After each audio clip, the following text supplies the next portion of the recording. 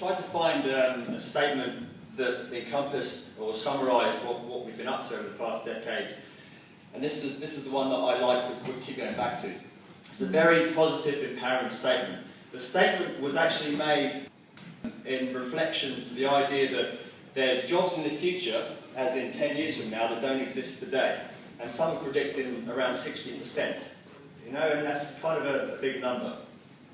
For me, it's the second bit where my work lies, and it's taken me all over the globe, working with some great organisations and great individuals, is that what we need to do to solve this problem is to stop talking about jobs and start talking about people, because it's people where our futures lie. Okay, what do I mean by a person? We all have dreams. We do. Some of us have got more than one. Some of us have got some crazy ones. I like meeting people with crazy dreams because of that first statement. Because it's the crazy dreams that become the reality of the future. What's not possible today actually might be possible in a couple of years. The crazier the dream excites me more. I believe that everyone's got a dream.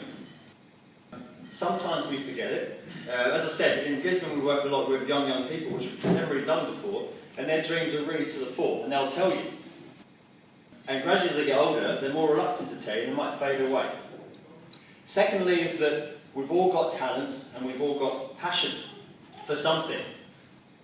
Again, other people find it in us, rather than we find it in ourselves. Something that we work on is saying, you've got a talent, and don't be afraid to use that talent. But the problem with the systems we've got at the moment, it's all about working as a mass, when we really need to start working about individuals. The lastly, what's a little bit bigger, is about belief. Because without belief, the dreams, the passions, and the talents are irrelevant.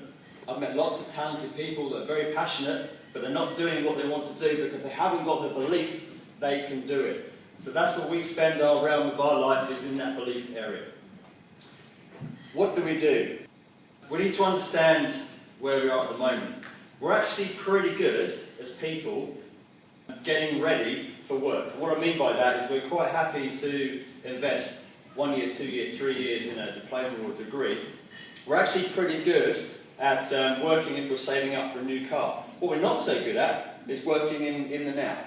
That's not what we're not so good in the present. So we're quite happy to start our life after 5 o'clock or before 9 o'clock. What we need to start doing is get that job or that passion, that talent working, so we're working in the now.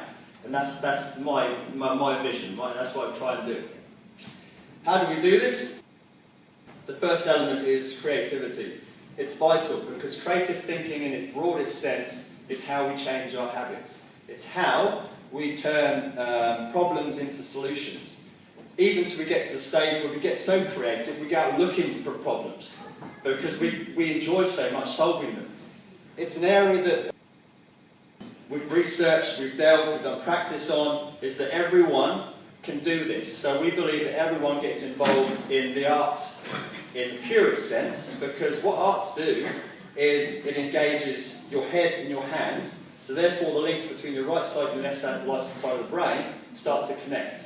So you start to change your habits. When you start to change your habits, you're more likely to take a risk, you're more likely to take imagination, and you're more likely to start believing about those dreams. Okay, that's what I'm going back to about the person. So there's practical ways we can all go back to our talents, our passions, and our dreams, is by using creativity to do that. And that's why we started so young with the Create and Educate, because actually I want to start right at the roots.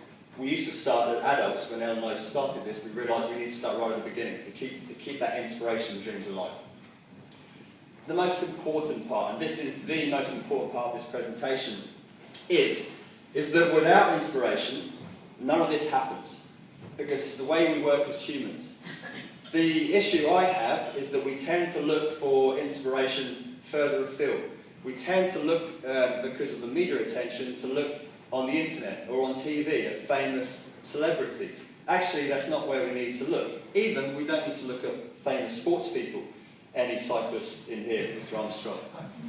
What we need to do is start looking closer to home. And I mean your home. I mean looking at your spouse, looking at your children, your neighbour, your friends, your community, your town is full of inspiration. But what we need to start doing is getting a regular dose of inspiration and making it a regular thing, and making it a pattern that we do that every day. When we start on that habit, we actually find inspiration quite easy to find. That keeps us on the path. It gives us the belief.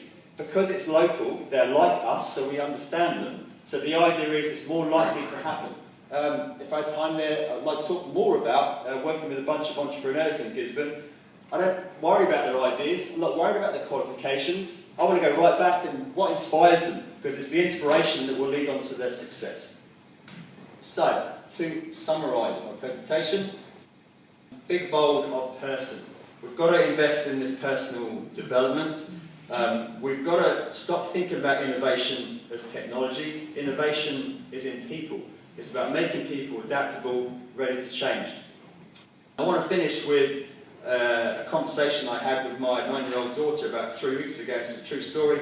And she said to me, we were talking about dreams because we regularly touch base on dreams, right? Because you know I think they're important. And I want her to have lots of them. And she said to me, Dad, how much do you have to pay to do a job? And I said, I went a bit blank. I said, what do you mean? She goes, well, how much do you have to pay? And I said to her, no, you get paid to work. She looked at me wide-eyed and just said, wow. So the more wows I can get from the community, the more wows when you wake up in the morning, I've done my job.